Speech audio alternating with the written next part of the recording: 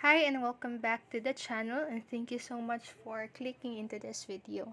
So today I am going to explain to you what does nudge mean on TikTok. So TikTok's nudge feature first popped up on the app last summer, though it's only available to certain users on the app as it is still being tested by TikTok. So actually, the feature allows users to ask their favorite creators to go live with just a click of button. So, if someone sends you a nudge, they will automatically be notified with live updates from your account.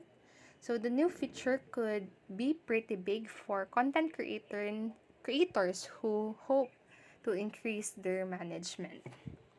So, how do you nudge someone on TikTok? So if this feature is available to your device or to your TikTok account, so if you want to nudge someone, you can visit their profile app and tap the small bell on the top right corner of your screen, and from there you'll be given the option to change your live notification settings for that particular user. And underneath that, you will see a button that lets you nudge that creator, asking them to go live.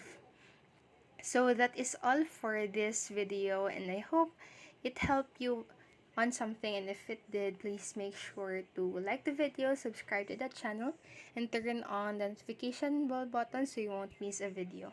Thank you so much for watching and have a great rest of the day. Bye bye.